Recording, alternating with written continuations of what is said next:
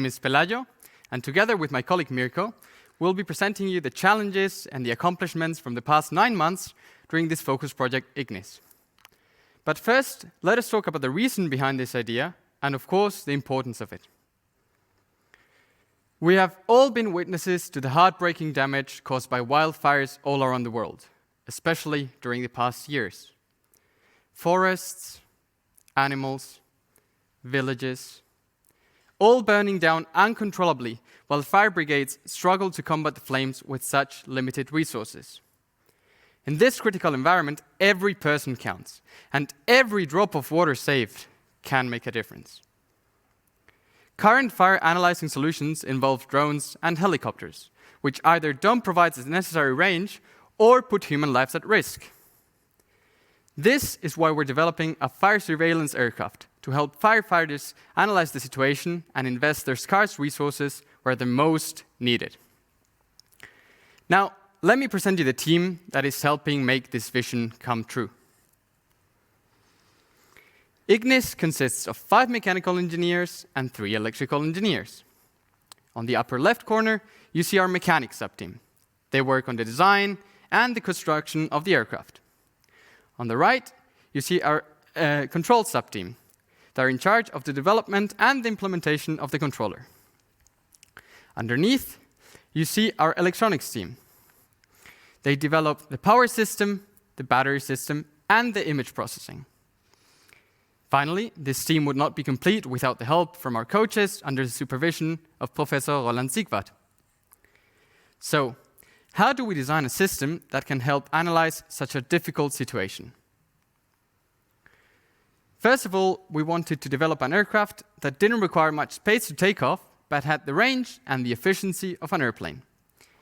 This is why we decided on a tilt-wing vertical takeoff and landing approach, or VTOL for short. What this means is our aircraft is able to take off vertically like a helicopter, and then by tilting its wings, move into forward flight like a plane. Furthermore, the aircraft should have a long range and flight time, as wildfires can cover areas up to 50,000 square kilometers. This is also a key feature to avoid exchanging the battery so often, and thus allows for longer missions.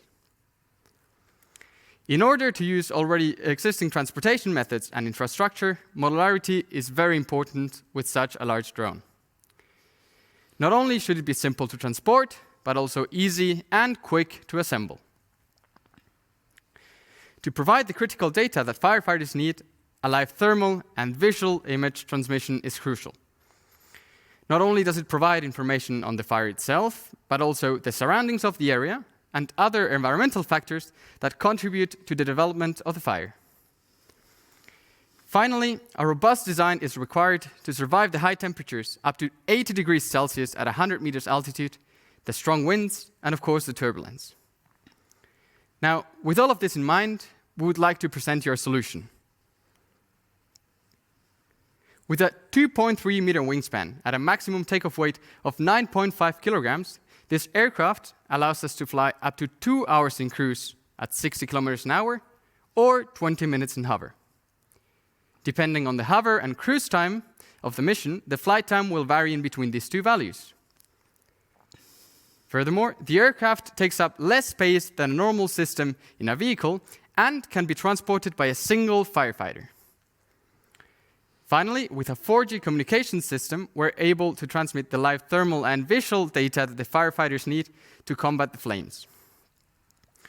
Now, to better understand the capabilities of this prototype, Mirco will guide you now through the design and the challenges of the aircraft. Thank you, Pelayo. So, to achieve our goals, the first challenge was to design a tilting mechanism. We used a linear actuator to turn our wings to go from hover into cruise and back, of course. For ease of transport, we were able to take off the wings and the elevators so that, as we said, a single firefighter can carry the whole thing. Our batteries are quite large as to sustain our long flight time. That's why we installed doors on both sides of the drone so that we can easily access and exchange them. And as you've seen in this animation, there are a lot of other modular parts that so that if they break, we can easily exchange them without rebuilding the whole drone. Furthermore, we installed 2 cameras at the front of the drone, one normal visual camera and one thermal camera. With the help of these 2 cameras, we're then able to firstly detect fires by comparing the normal temperature of fires to the temperature data collected through the thermal camera. Secondly, we're able to map a rough location of the fire. With this, we can trace the boundaries of the fire and see if there's any endangered infrastructure nearby. And thirdly, we're able to overlay both images of visual and thermal camera. This way, you can see the heat and the temperature of the fire while seeing the rest of the image in normal colors as you're used to. This will then all be presented in our interface, and you see here in the left corner the visual feed where you can switch in between the visual camera, the thermal camera, and the overlaid images. On the right, you see the location, and beneath there's some further data on our drone. And now I just want to take some time to tell you a little bit about the journey we went through. We started off with the drone that you see here in red, just to gather experience in building and flying such an aircraft. After several iterations and improvements, we finally got to where we are today.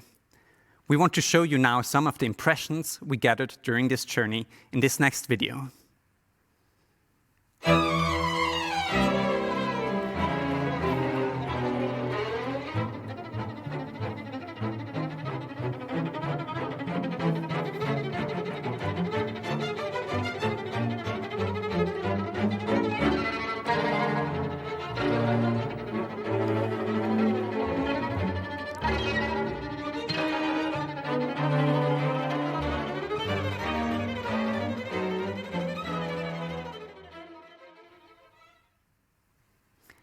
With the experience gathered in these flights, we're now finally able to fly our drone like we want to, a complete transition from hover into cruise and back. You see in this video at 2 times the speed, the aircraft starting in cruise position and now going back into hover. This, of course, wouldn't have been possible without the help of our sponsors and partners. They provided us with finances, materials, and experience. This project IGNIS has helped us improve our skills in engineering while we were also able to do something worthwhile.